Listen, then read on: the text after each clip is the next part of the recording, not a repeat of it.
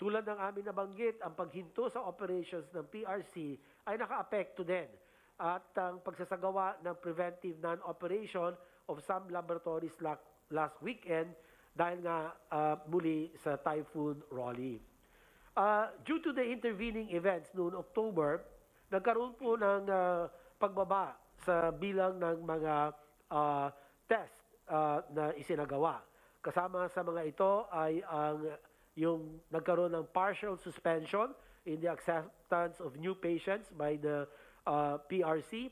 At habang ito ay isang significant but temporary decrease in testing capacity, meron naman pong 11 na ibang public and private laboratories na sila po ang sumalo doon sa mga hindi nasuri o na-test ng PRC at sila po ang voluntaryo na pumuno ng puwang dahil nga po sa paghinto ng PRC, lalo-lalo na po ang testing for returning overseas Filipinos. Dahil dito, while we initially projected na bababa ng at least 20% ang ating total testing capacity, ang pag-distribute ng test sa 11 laboratories ay nakatulong para makabawi doon sa hindi po na-test dahil po sa pagsara o paghinto ng PRC. Ngunit nabayaran na po ang PRC at nagbukas na po silang muli, kaya patuloy na po ang kanilang pagsusuri ng mga swab specimen. Mukhang pera. Sa pagsisimula po ng Nobyembre, ang pinsala ng Super Typhoon Rolly kasabay ng undas ay nagdulot din ng paghinto din ng 30 mga laboratorio sa buong bansa. At inasahan na ang epekto nitong bagyo ay nakaantala din sa pagsumite, sa reporting, sa contact tracing, at sa pag-test sa Regions 4A, 4B, Regions 5, at sa NCR. At pati rin ang submission ng results sa DOH ay naapektuhan. Next. Yes, sir. Yung drop ng cases, to what factors would you attribute it to? Sir, yung pong 5 bagay. Yung pong number 1, yung atin pong nagiging effective, yung ating pong communication sa mga tao, yung compliance with the minimum health standards, wearing of the mask, face shield, physical distancing, at proper hand washing. Parang ang mga Pilipino ay nasunod ho, Mr. President, gumanda ang kanilang compliance. May mga datos po nagpapakita na ang rate of masking maganda po sa Pilipinas. So ang mga tao talagang nasunod na po sa mga panuntunan o sa mga advisories ng inyo pong gobyerno.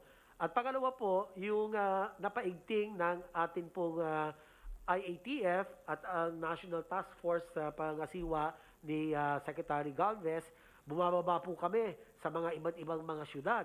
Lahat po, sinuyod namin ang lahat ng NCR cities and 1 municipality and all the provinces of Region 4A as well as Region 3 na kung saan po ay medyo tumagal po yung mataas na kaso ng COVID-19.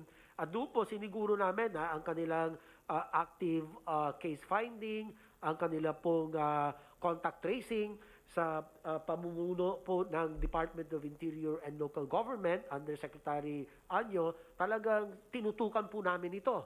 At ang atin pong isolation and quarantine ng mga tao na naapektuhan, kung mild o asymptomatic, nilalagay po natin sila sa mga isolation or temporary treatment facilities. Yung mga critical cases po, sir, talagang sinusundan po namin, minonitor po natin yan under our One Hospital Command Treatment Czar na si Undersecretary Bong Vega ay talagang natutukan po ito. Kaya makita po natin na patuloy na bumababa yung ating pong kaso at naging matagumpay naman po ang mga interventions po natin. Pero hindi ho tayo pwedeng maging complacent, Mr. President. Yun po ang sinasabi natin sa taong bayan na magkos nagkakaroon po ng ebidensya na bumababa ang mga kaso, ay hindi po ito dahilan para maging maging kampante. So, tuloy-tuloy lang po to ang ating pong monitoring, Mr. President. So, yung prevent, detect, isolate, treat. Sa mga ospital po ay gumanda rin po ang ating treatment success rate dahil po sa mga bagong gamot at sa mga bagong pamamaraan for a more effective clinical management of the severe and critical cases. So ito po ang ilan sa mga kadahilanan bilang kasagutan po sa inyong tanong. Okay. Now, let's go to sa Secretary Lorenzana. Good evening, Mr. President. Short update lang po ito. Wala po akong slide. Doon po sa relief operations sa Catanduanes, nag-umpisa na pong maghakot yung ating C-130 kahapon ng mga foodstuffs at iba pang mga supplies para doon. At tutuloy po ito hanggat kinakailangan pumunta roon. Meron tayong nakaantabay na 2 C-130 at saka 4 na C-295 na kailangan magdala ng mga supplies, Mr. President. Yung ating mga tropa dyan sa Southern Luzon, sa Bicol, ay nakikipagtulungan din sa ibang mga ahensya tulad ng DPWH saka yung DOE para pag-repair ng kanilang mga nasirang mga facilities. So, doon naman po sa Cagayan Valley at sa Batanes ay nakaantabay din yung ating mga tropa roon dahil kasalukuyan kanina umaga na dumadaan yung bagyong Siuni sa may Batanes area at hindi pa natin alam po kung ano yung mga nasa lanta roon. Pangalawa po ay yung mga OFWs na ating inasikaso ay kahapon po 285,982 or almost 286,000.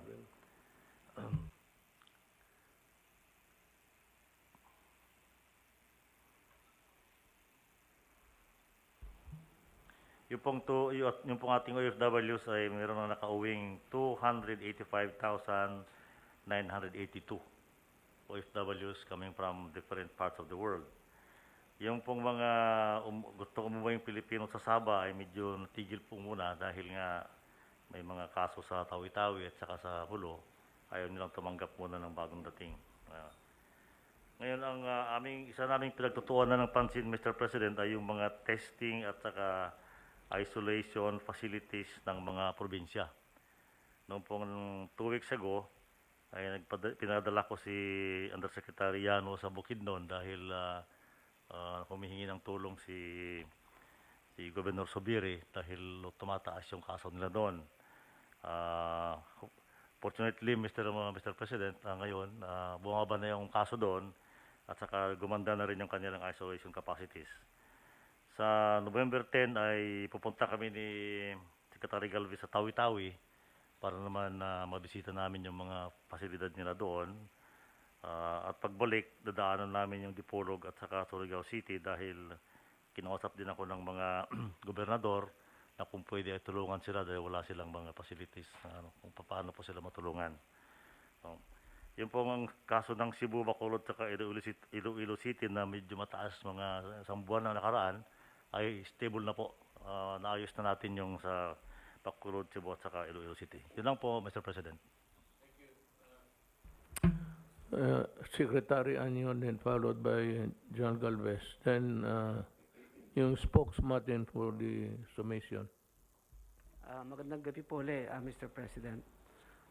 Tuloy-tuloy po yung i-update ko lang po yung mga admin at criminal cases na pinagsasampa natin sa ating mga umabuso sa pag-distribute ng Social and Relation Program. Sa 781 complainants po, ay meron 1,259 suspects at nakapag-conduct tayo ng 363 investigation. Ang 266 po ay nasa fiscal na, ang 20 ay nasa korte, at nai-refer naman natin po ang iba sa ombudsman. At 183 barangay chairman po ang itong kinasuhan natin. Nakapaglabas ng suspension naman ng ombudsman sa 89 barangay captain. At ngayon po ay pinadalan ko ng show cause order naman yung 10 mayor na wala po sa kanilang jurisdiction o area noong dumaan ng Typhoon Rolly. Sa utos po naman ninyo na pabilisin yung ating mga application ng telcos, bumilis na po. Sa loob po ng 2 linggo, 850 newly approved telco application for towers. So, ibig sabihin po ay additional 815 towers ang madadagdag. So, total po ay 2,082 na ang na-approve natin ng mga telco towers mula po nung ipinag-utos nyo ito. At meron pong 637 pending applications. So, ito po yung asiksuin namin. Ang ating contact tracers naman, may 50,000 tayo na hinahire. Nakapagsimula na at nagtatrabaho na ang 45,742. So, ito po ay 91.48%. At hinihintay na lang ang appointment itong natitirang more or less 4,000 something. At 43,138 po ay trained at talagang kumikilos na po. Ito po ay malaking tulong sapagkat nabigyan din natin ng trabaho ang ating mga kababayan, lalo na po yung mga bumalik na OFW at saka yung mga nawala ng trabaho. Pangdagdag lamang po ay gusto ko lang ibalita na dito po sa 2020 Global Law and Order Report ng Gallup. Ang Gallup po ay isang Washington-based analytics and advisory firm na concentrate sa law and order. Doon po sa kanilang 2020 survey at report na inilabas, ang Pilipinas po ay nasa top 50 out of 144 countries. Ang ating pong grado ay 84%. Mataas po. Ito po ay katambas natin or kagrado po natin ng Australia, New Zealand, Poland, at Serbia. So, ang konti lang din po ang pumasok na bansa mula sa Southeast Asia. Ang Singapore po ang pinakamataas na merong 97. So, ito po ay isang pagpapatunay na talagang ating fight against criminality and drugs ay successful po. No? Ano po yung mga tanong dito sa survey na ito? Number 1, in the city where you live, do you have confidence in the police force? Number 2, do you feel safe walking alone at night? Number 3, within the last 12 months, have you had money or property stolen from you or another household member? At pang-apat, within the past 12 months, have you been assaulted or mugged? So out of 174,000 respondents sa iba't ibang bansa, nagkagrado po tayo ng 84. So it shows that people appreciate and recognize the effort of the Philippine National Police and other law enforcement. Yun lang po, Mahal na Pangulo. I read that in the briefer, and I was really surprised. We are on the top 50, and we are lumped with countries that are really ideally peaceful. So, if it's a recent Gallup survey, it only shows that, we have to credit the police and the military and the other uniformed services of government who have toiled to make this country at least very peaceful. Charles, you go ahead. Yes, sir. I would like also to thank Senator Bongo for the guidance, sir. And, sir, my presentation to you is the Philippine National Vaccine Roadmap. This is in compliance with your order that every Filipino should be vaccinated, yes, and it should be equitable to the people, rich or poor. And in his summary, yes, sir. We do it first to all of those who can afford. Wala naman tayong pakialam dyan. Yes, sir. But sundin lang natin yung listahan sa mahirap. Yes, sir. As listed doon sa we gave the ones that we gave to them salaries or money. Yun talaga rin ang mauna. Yes, in sir. that order. Yes, sir. Yes, sir. Pinakamahirap muna hanggang. It is included in my presentation to you, sir. Sige. Sir, basically this is your directive that the vaccine will be our road to normalcy, and we will only have a full recovery with the vaccine. So this presentation is meant for you for the approval of the President, because it is a time-based and objective-based roadmap. And also we will raise some different options and decision points that the President and the IITF may decide in the near future. I cannot see the my liliit yung ano. Next slide, please.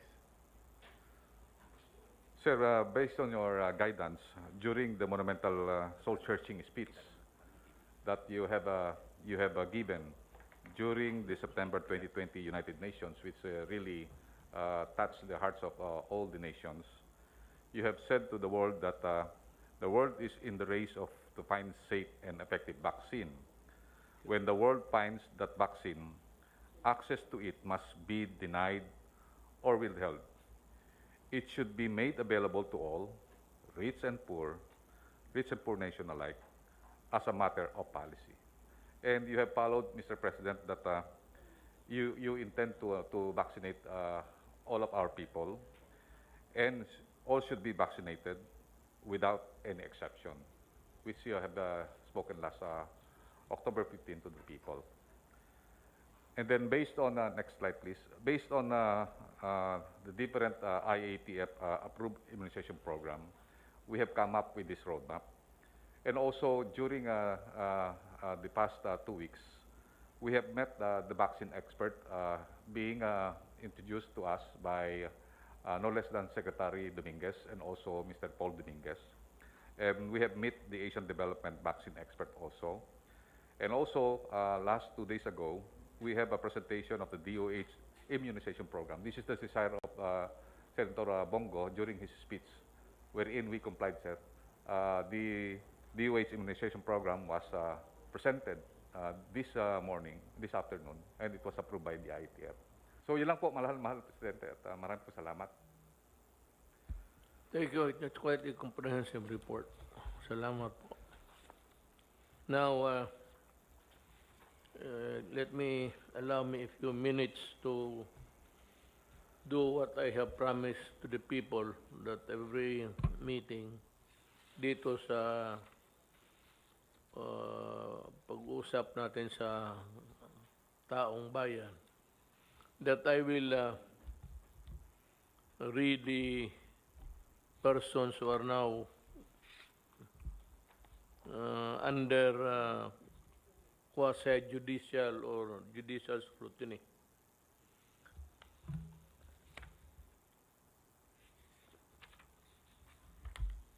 Sa Bureau of Customs,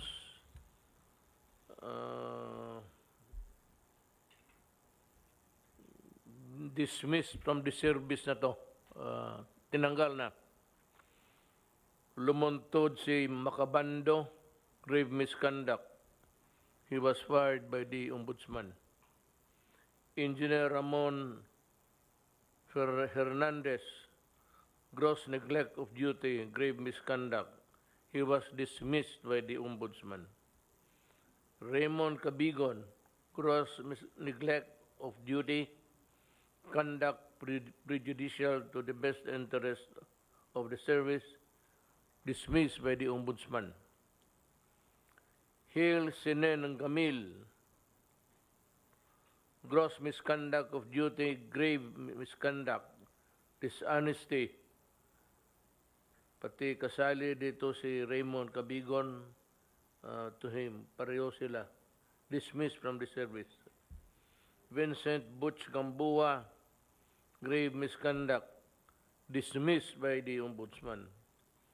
Vincent Butch, Attorney Laicio Martinez, gross neglect of duty, grave misconduct, conduct prejudicial to the best interest of the service, fired by the Ombudsman. Filomeno Salazar, gross neglect of duty, grave misconduct, conduct prejudicial to the best interest of the service, dismissed by the Ombudsman. Vicente Torres, gross neglect of duty, grave misconduct, conduct prejudicial to the best interest of the service, dismissed by the Ombudsman. Ganoon na ho karami ang in addition yung nauna na nawala. Naunahan sila. Ito ang ano sa dismissed by the Ombudsman. Renly Tinana, grave misconduct, conduct grossly prejudicial to the service, fired by the Ombudsman. J.B. Raul U. Cometa, gross misconduct of duty, conduct prejudicial to the best interest of the service,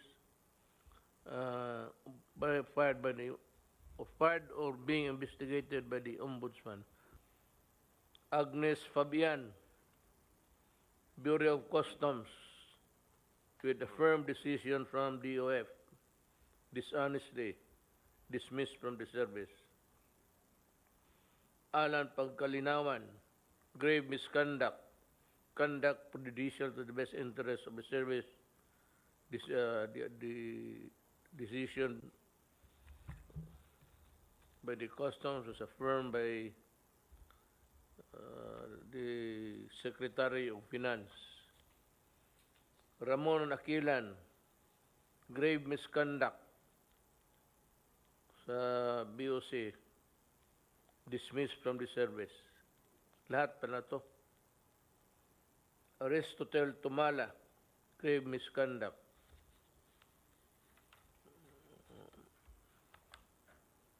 Itong iba,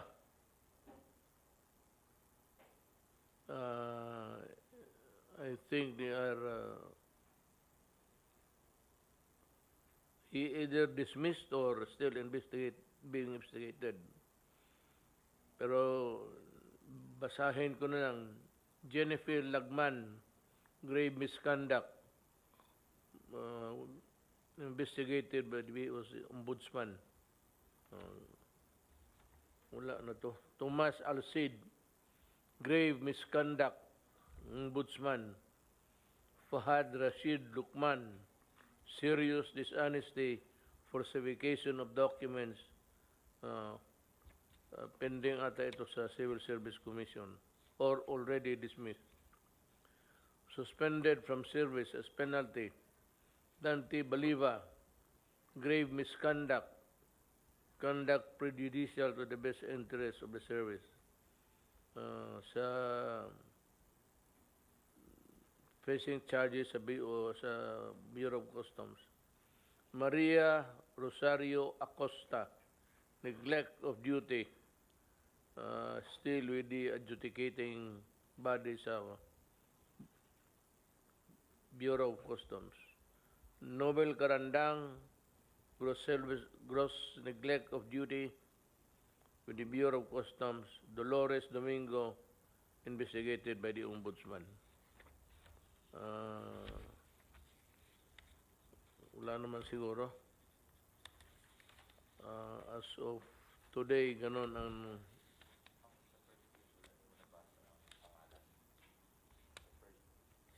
ang meron dito. Oh. Preventive suspension. PhilHealth, Jovita Aragona, grave misconduct, serious dishonesty, conduct prejudicial to the best interest of the service, being investigated by the Ombudsman. Calixto Gabuya Jr., same, PhilHealth, being investigated by the Ombudsman. We can expect shortly the decision of these cases. Next week, we are still investigating DPWH. Ang DPWH, ang pinaka-racket dyan is yung ghost project. So walang delivery ghost project. Marami yan. Karamihan yan, it's the regional director. Ipapalabas nila na may project ito, but wala.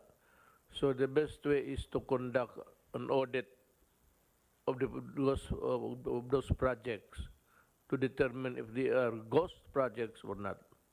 And I think there are plenty. And I dare say that ang pinakamarami siguro matanggal would be from DPWH. I really intend to clean government. At least kung hindi ko kaya, maminus-minusan ang kurakot sa gobyerno. Yan na lang ang konsuelo ng tao na mahuli at mapreso. But most of this, yung misconduct, actually, that's the administrative term. Pero kung tignan mo yan ang mga crime nila in the penal side, mga falsification yan, malversation. But dito sa limited kasi ang ground, pero just the same. Pag gross dishonesty, ganon yan. That's embezzlement. Ang pinakamarami, itong road right of way na hanggang ngayon, ewan ko kung ano nangyari. This was this scandal in somewhere in Cotabato. I remember it, but I am remembering it now. Tignan ko kung tanungin ko ang DPWH kung ano ang nangyari doon. Or I will have it re-investigated. Tapos yung sa itong mga karamihan ghost projects. Yan ang ano dyan. Yung iba naman, kagaya ng public works na nakita ninyo, yung kubeta na walang cover na puro nakahilira lang yung bowl ni Duro. Walang division, wala lahat. Yung mga putang yan ang klaseng trabaho. So yung ganon, balikan ko yon. I'd like to remind anybody sa DPWH who has had a participation there, being investigator or connected with the construction, you better you report to me. Tanungin ko kayo kung paano ako magdumi kung ganito na para kaming classmate, seatmate kami ng tangin. Kalukuhan, kabastusan talaga. I'm sure, government will not allow that kind of project. No engineering in his department, engineering department, or the engineers themselves would be too crazy to do that. Yan ang mga project na siyaw-siyaw. Yung partial delivery or yung halos yan, ibigay sa iyo yung project na ganun. For the longest time, wala masyadong investigation dyan. Pero kayong may kasalanan dyan sa mga ganun, I advise you to resign now. Resign now. Kasi pagdating ng panahon, I will throw the book at you. Even the kitchen sink. Tsaka makita ninyo, you will be prosecuted administratively and criminally at walang patawaran dito.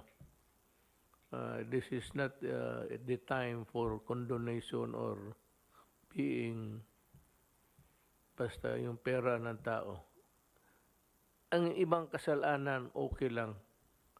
Pero itong mga ghost project, mga project na wala dyan, mga karamihan yan, yung mga health centers, wala yan. Atip lang yan. Kung yan ang ginawa ninyo, that's short-changing government. You will go to jail for that. I have 2 years to do it and about 6 months to file all the charges.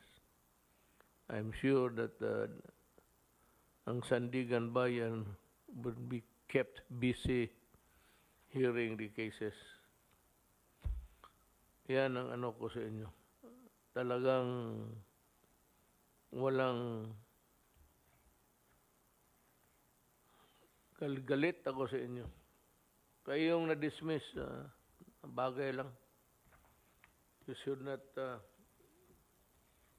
anybody's fault but yours for committing graft and corruption. So with that, I'd like to bid good night, goodbye. See you next week. Mga kababayan ko, yun yung para sa araw na to. Baka hindi ninyo nakuha, ha? Isang tao lang ang mag-ano nito. But of course, mayroong task force. He has to consult the task force. And maybe the task force will review. But, sabi ko sa inyo, do not delay it. Do not sit on it. Itong mga papel na to. When it is given to you for review it in one night. Kung hindi ka na matulog, problema mo yan. Submit it a day or 2 days after. Do not delay those paperwork. Even sa takbo ng papel from the lowest papuntang secretary. Do not delay. You're only given days. I do not believe in hindi mo matapos ng 2-3 araw. Di wala kang ginawa. I mean, you are doing nothing. You're just asked to comment or to give your advice. Do not go into other things which are not delegated to you. Magre-report lang po ako dahil sa Catanduanes po kami nag-press briefing kanina. Matindi po yung damage. Hindi po ako nakarating ng Yolanda, kayo po nakarating. So hindi ko alam ang comparison. Pero from the air po talagang wala kayong makita na bahay na nag-survive. Walang puno na nag-survive talaga. Dahil yung bagyo po talaga, initial landfall, kasagsagan ng lakas niya, Catanduanes. Si Mayor Inday, my daughter, Opo. nag-ikot na. Opo, nagbigay nga po ng 1.5 million daw po si Mayor Inday doon sa Catanduanes. No? 1.5 million po. Galing ata sa Davao City po na donation. Binigay niya kay Governor Roa. Pero matindi po, mga 35,000 po ang pamilyang apektado. Sa bahay po, 10,000 po ang totally damaged homes, 19,000 partially damaged. Tapos ang evacuees po nila sa government center, 7,000 plus. Yung evacuees sa mga private homes ay 45,886. Report ko rin po na nakarating na po doon si Secretary Bautista. Meron na po tayo mga 10,000 na food packs doon. Hindi lang po dalawang C-130 ang binigay ng Air Force. Meron po 5 eroplano na nagsha-shuttle po dahil 2-3 araw po silang completely isolated. Sira po ang tubig, sira ang kuryente, sira po ang telecommunication. So nagkaroon po sila ng humanitarian flights. Pati tubig po, alam ko po, yung unang 2 flights ng C-130, tubig ang dala at saka pagkain. Pero ang mabuting balita po, si Secretary Tugade, natanggal na po yung lumubog na roro sa pier, kaya hindi sila makapagdala dati ng supplies by sea dahil may lumubog na roro. Ngayon po natanggal na yon. So magsisimula na rin yung roro at makakarating na po yung relief goods also by sea.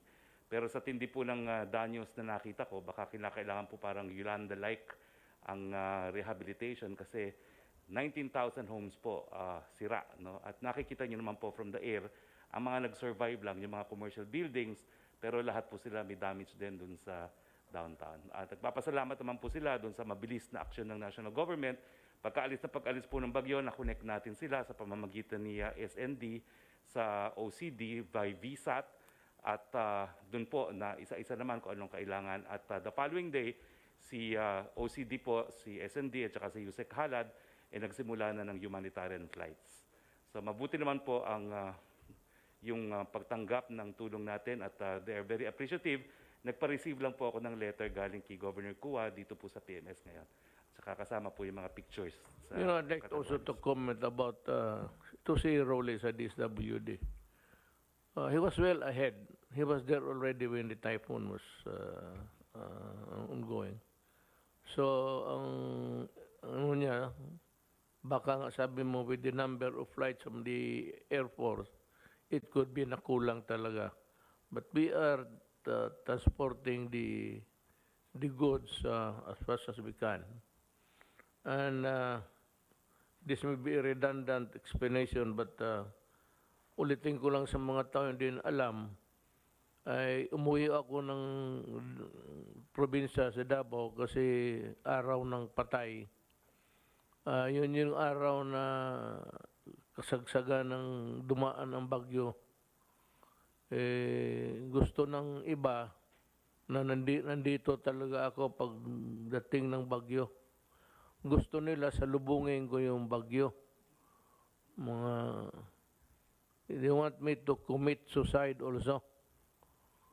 So, but the following day, kinabukasan, alas 3, nag-touchdown na ako sa Naya. Tuloy na ako from the Naya Airport, diretso na ako sa Bicol. Ginubatan, naglanding ako doon. Kinausap ko yung mga tao. But I also had an accurate view of the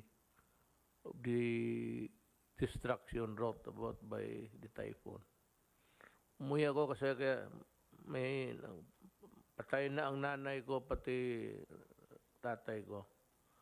So, yung kayong gumadali, gusto ninyong wala kayong mapuntahan kung hindi magreklamo, magpatay kayo ng isang kamag-anak ninyo para pagdating ng All Souls Day na doon ka rin sa Lecheng Cemetery.